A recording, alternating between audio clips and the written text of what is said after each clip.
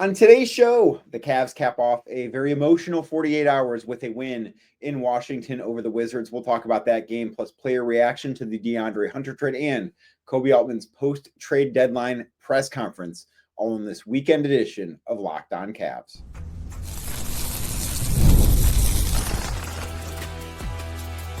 You are Locked On Cavs, your daily Cleveland Cavaliers podcast, part of the Locked On Podcast Network, your team every day.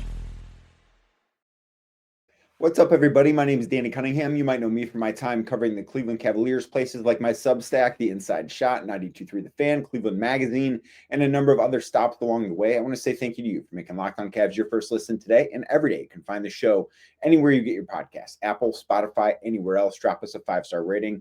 Leave us a nice review. Be a friend. Tell a friend about Locked On Cavs. Make sure you're subscribed. Make sure a friend is subscribed as well. And if you're watching the show on YouTube, do me a favor. Hit that thumbs up button for me, click subscribe, and hit that notification bell so you don't miss the latest Locked On Cavs content, a proud part of the Locked On Podcast Network, your team every day. Today's show, of course, brought to you by Game Time. Download the Game Time app, create an account, and use code LOCKEDONNBA for $20 off your first purchase. Terms do apply. I do want to give a quick heads up before we really get into it. I am obviously not at my normal recording spot. I am in a hotel in Washington, D.C. When the Cavs made the trade for DeAndre Hunter, I thought it was important to be at this game in D.C. I planned on recording the podcast somewhere inside Capital One Arena after the game, after everything was done. However, there was a post-game concert that was incredibly loud, and it made it impossible for me to find a place inside that arena to record. So I am resorting to recording a podcast in my hotel. The internet might not be the best. That could potentially affect the YouTube viewing experience. So if you're watching this on YouTube, today might be a better day to consume this via podcast form. The feed on Apple, Spotify, anywhere else you get your podcast will not be affected by the potential Wi-Fi issue, but the video quality very well might on YouTube. But let's dive into everything. I want to talk about Koby Altman's press conference first, and then I do want to dive into player reaction because we did speak to a few players. Donovan Mitchell talked twice today. Max Strus spoke. Ty Jerome, Evan Mobley got reaction about the trade from all of them. And then I will talk about the Cavs win over the Wizards. I think that even though it was a win, there are some things to unpack from it. I think that the trade stuff with DeAndre Hunter is still the main thing to dive into. So Koby Altman had a Zoom press conference on Friday afternoon. He was in Washington with the team. He flew into Washington, D.C., he said, Friday morning so he could address the team prior to shoot-around before the game against the Wizards. And then he spoke with the media for about 45 minutes afterwards. This was early afternoon Friday. So some of the things that I think were important to come out from this is, one, the Cavs do feel as if they got better by making this DeAndre Hunter trade. They and a constant theme, and you will certainly hear this when I start talking about the player reaction to things. This is a group that is going to miss Caris LeVert. It's a group that is going to miss George Niang. Those guys, everyone talks about those guys being special inside that locker room and certainly helpful on the floor. That was reiterated by Koby Altman, but this was a move that for the Cavs to get to where they want to go, and I think this is kind of the biggest takeaway from Koby Altman's press conference, they needed to make this move. They needed to improve on the wing because now the Cavs have opened up a championship window. That's what this move did.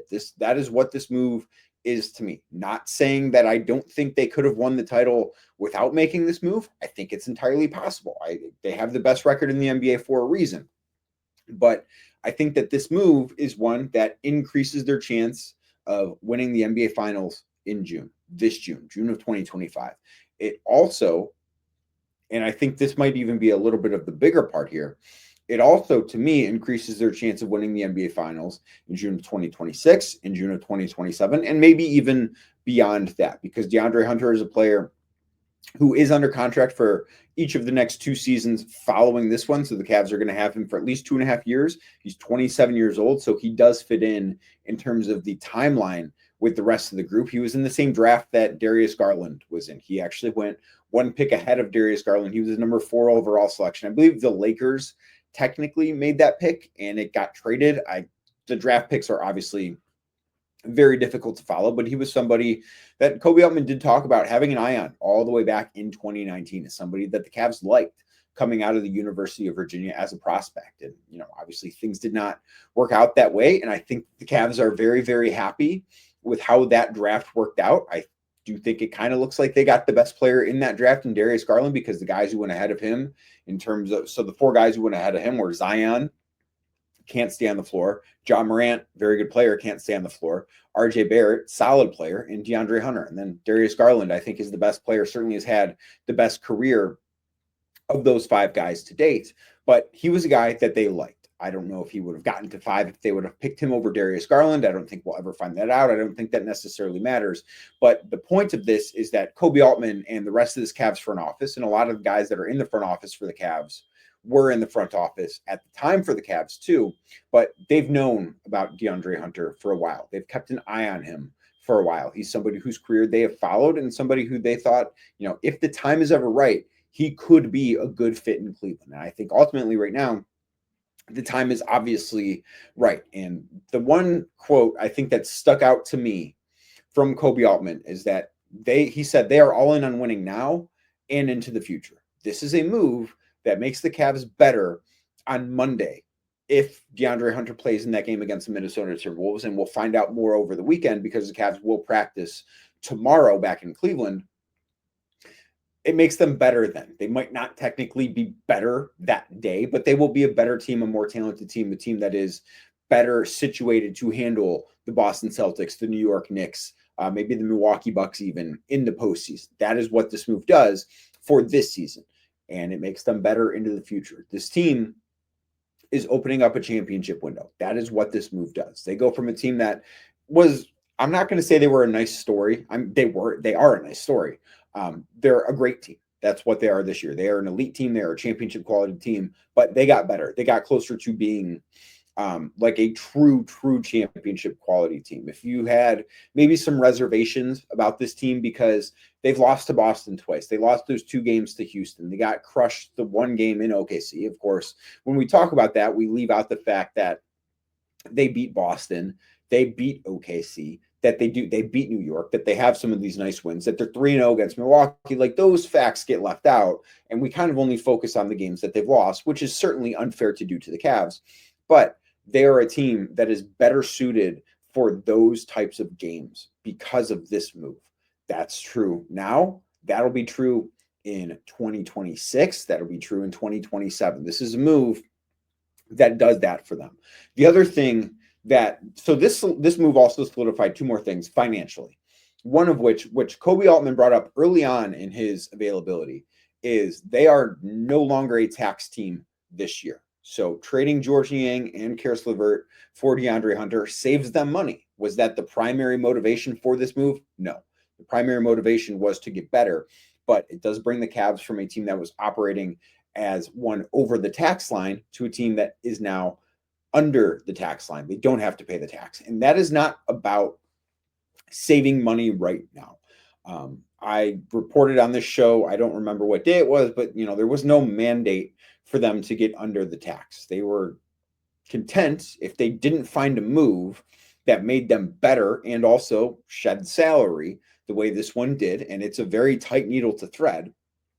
If they didn't do this, they would have been okay paying the tax. I don't think that they were going to dump somebody's contract like a Sam Merrill, like a Tristan Thompson. I don't think they were going to attach a pick to trade to another team so that the Cavs could just get out of the tax. That's not something that was mandated. That's not something I believe they were going to do. So they're out of the tax this year. They also now have more cost certainty for next year because Caris LeVert is going to be a free agent this summer. George Niang going to be a free agent next summer. DeAndre Hunter won't be a free agent until, as I mentioned, 2027. So the Cavs now have more money committed on their books moving forward. This team, because of this move that happened on Thursday, they are going to be not just a tax team moving forward. They're going to be one of the more expensive teams in the NBA moving forward. They're going to be a team, in all likelihood, that is in the second apron. They don't have a full roster under contract for next season as of right now, of course, because they do have some guys that are pending free agents like Sam Merrill, like Ty Jerome. They have work to do on the roster still. It's not a complete 14-guy roster, but they are already a team that's over the luxury tax, that's over that apron And that is something that they're going to have to deal with. They're going to be a very expensive team. And by staying out of the tax this year, they avoid starting the repeater tax clock. So the way that works is when you spend so much time in the tax as a team, when you're in, I believe it's 3 out of 4 years, those tax dollars, they multiply. They start to count more and more and more each passing year. And the Cavs, that is the one thing that no team wants to deal with. Teams do not want to be deep into the salary tax, the luxury tax, I should say, year after year after year. And the Cavs are committed to being a tax team. And Dan Gilbert has shown that when the Cavs are a championship quality team, he has no issues paying the tax. He did it when LeBron was here. I firmly believe if they didn't find this move, he would have done it this year. And I know that he's going to be doing it next year because they're already over the tax for next year. But that's not going to change. But being able to push off being in the tax by 12 months could be a really big deal down the line. Like, because of this move, this is a move that not only makes them better right now, I think that this is also a move that maybe they can keep this team together longer because this move was made. I think overall, Koby Altman deserves an A+ for this move. I think it's probably one of the best moves. And of course, we need to see it work out on the court, and it hasn't done that. And maybe this is jumping to conclusions, but as you look at this move on paper, what he gave up for what he got back in return, how it impacts the team, how it impacts how we feel about them as a postseason threat, how it impacts their bottom line for this year and years to come. I think that this is one of the best, most savvy moves of Koby Altman's executive career. And I think that's saying something, considering he's got some real home runs. Like the trade for Donovan Mitchell is a home run. The trade for Jarrett Allen is a home run. Drafting Darius Garland, Evan Mobley, like those are all great moves. I think that this move, if the Cavs win a title, whether it's in 2025, 26, 27, if the Cavs win a title in one of those seasons, this is going to be a move that we look at and say, wow, that was some really, really great operating by the front office, and Koby Altman deserves credit for that. So the players spoke for really the first time since this trade. Talked to several players on Friday in DC. I will tell you what I heard from those guys, how they're handling it, and maybe how that affected the game against the Wizards on Friday night. We'll do that next right here on Locked On Cavs. Today's show is brought to you by Robinhood. With Robinhood Gold, you can now enjoy the VIP treatment, receiving a 3% IRA match on retirement contributions. The privileges of the very privileged are no longer exclusive. With Robinhood Gold, your annual IRA contributions are boosted by 3%.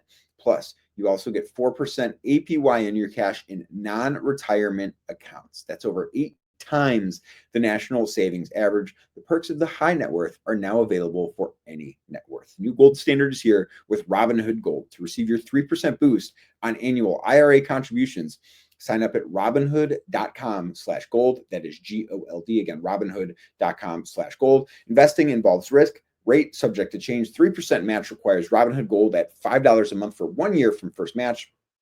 Must keep funds in IRA for 5 years. Go to robinhood.com/boost.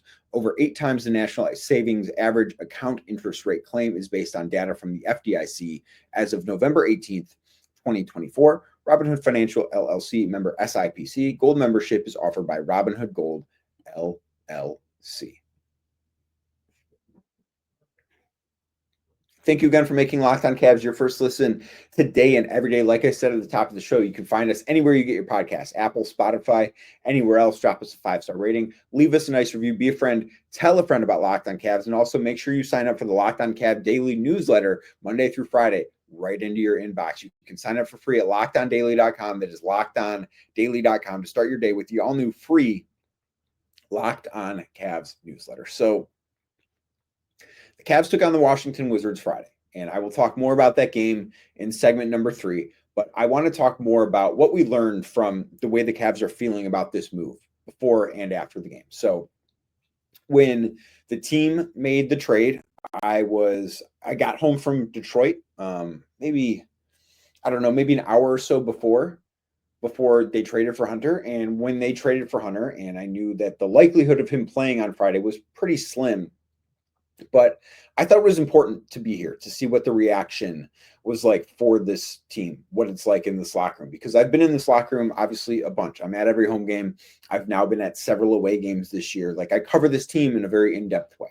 So I've been in this locker room. I've built some relationships with guys on this team, with coaches on staff, with members of the front office. Like I know people in this organization, and I thought it would be very important to see, okay, what is the reaction to trading away not just one, but two people from a locker room that everyone has talked about from top on down, from front office to coaches to players, about what a special group of guys it's been this year.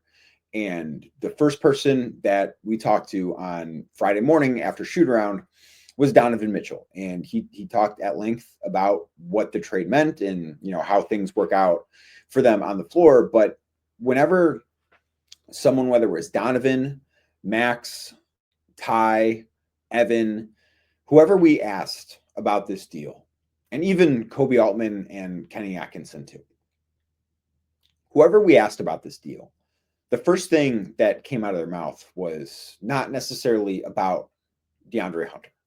It was about Caris, LeVert, and George Niang, because those guys, I think, were beloved in that locker room. And I do think that while this is a move that makes the Cavs better, and I don't think it's going to necessarily, it's not going to kill their chemistry. Like, this is still going to be a really tight-knit group. The locker room after the game on Friday was as jovial as it's been.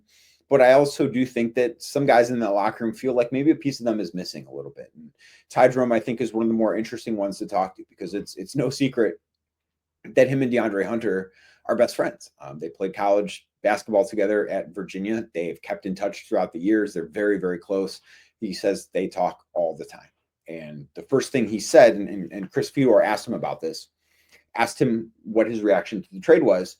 And of course, we would expect him to talk about DeAndre Hunter because they're best friends. And, he's very, very excited about that. But he also said that he didn't want to just gloss over the fact that Caris and George are gone, because those were also two of the guys that he was closest with in this locker room. He talked about the fact that him and Caris really developed an off-the-court bond throughout this year, that him and George were very, very close.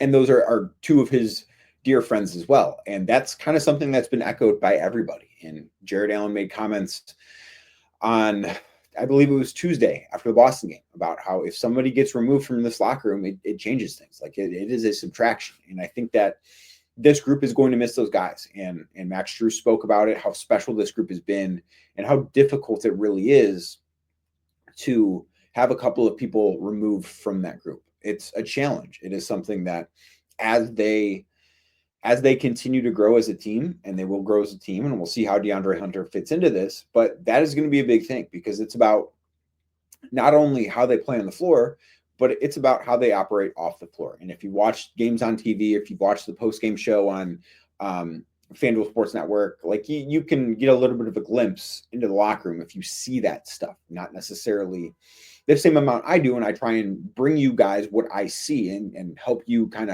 I try and pull back the curtain as much as I can. But this has been a group that's been special. And I've been around for a long time. I'm not that old, but I've been around enough to know when a group is special, when a group is not, maybe doesn't necessarily all see eye to eye and get along with each other. And this Cavs group is one of the most special ones that I've ever encountered in my days covering sports. So how they adapt to losing two guys who were key parts of that locker room, key parts of this team, rotation players. It's not as if they traded somebody who was, beloved in the locker room, but they weren't helping on the floor. It's replacing two guys that were part of the every night rotation. Now, I don't know that George Niang would have necessarily been part of the postseason rotation, and I do obviously think DeAndre Hunter will be. They also have to replace them in the locker room. And how DeAndre Hunter fits in, I think, will be an interesting thing to see. But there was nobody that talked on Friday in Washington that didn't mention the guys that are going out. Now, the best person, I think, to speak of, or to be able to speak on what DeAndre Hunter will bring to this locker room is, of course, Ty Jerome, because those two, as I mentioned, are very, very close. They're very good friends. They played college basketball together.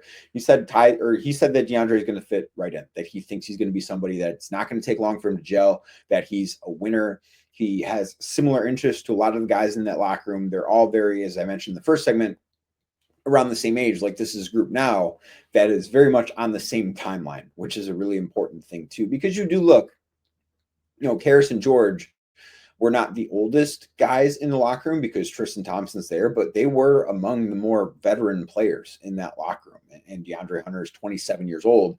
The rest of that group now, I believe Tristan Thompson's the only guy that's 30 years old or older. And I think both George and Caris were 30 plus. So that is part of this too, that he does fit the timeline a little bit better and to go along with the cost certainty stuff. But this is a team that's going to miss Caris. It's going to miss George. But I also think they're very excited for what DeAndre Hunter is going to bring inside that locker room and also on the floor. He's going to be somebody that helps them defensively. I think it's interesting to see how he fits in offensively too, because he's going from at times being the number 2 in Atlanta, at times being the number 3 to at times he's going to be the number 4. I think most of the time he's going to be on the floor. He might be the number 3. And I think that how he adapts to that could be a really, really big boost for the Cavs. I don't know if he's going to be in the starting lineup or not. Max Strus, who played really well, I thought on Friday, could be a good fit there. Dean Wade, when he comes back, could be a good fit. That's going to be a difficult decision for Kenny Atkinson and not one that he necessarily had an answer for as of Friday night before the game. I would guess that DeAndre Hunter's first appearance with the Cavs comes off the bench on Monday if he's able to play. If he does move into the starting lineup, I think it probably makes some sense to wait for that move until after the All-Star break, maybe have a few practices under his belt before that move happens. But that's where the Cavs stand. This is a group that has dealt with a lot emotionally over the last 48 hours, trading away 2 guys that were beloved in that locker room, but also upgrading and increasing their chances of winning a title. I think it was a bit of a whirlwind for a lot of guys on this team. And I do think that is something that really showed itself on Friday night against the Washington Wizards. So we'll talk about that game. What went right? What went wrong? We'll do that next right here on Locked On Cavs. Today's show brought to you by Game Time. Are you looking for tickets for your next big event, whether it's a concert, comedy show, sports game? Finding the right ticket at the right price, well, that can be a headache, and I don't want you to have a headache because headaches are no fun. Who wants those? And with Game Time Picks, it's never been easier. Let me tell you how it works. Game Time Picks, the app does all the hard work for you. It curates the best deals so you don't have to waste time searching through thousands of ticket listings, right? Like, no one's got time for that. You want the best stuff, none of the fluff.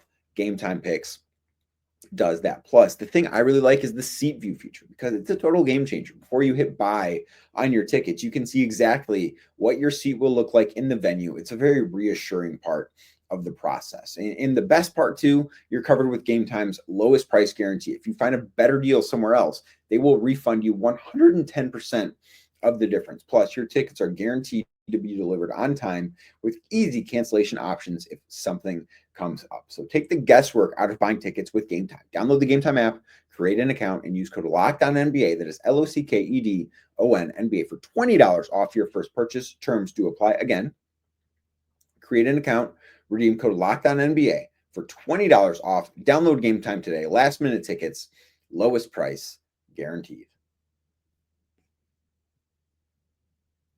Thank you again for making Locked On Cavs your first listen today and every day. If you're watching on YouTube, do me a favor, hit that thumbs up button for me. Click subscribe, hit that notification bell so you don't miss the latest Locked On Cavs. The Cavs did play a game, of course, on Friday. They beat the Washington Wizards 134-124. It was not a game that I think the Cavs necessarily want to remember.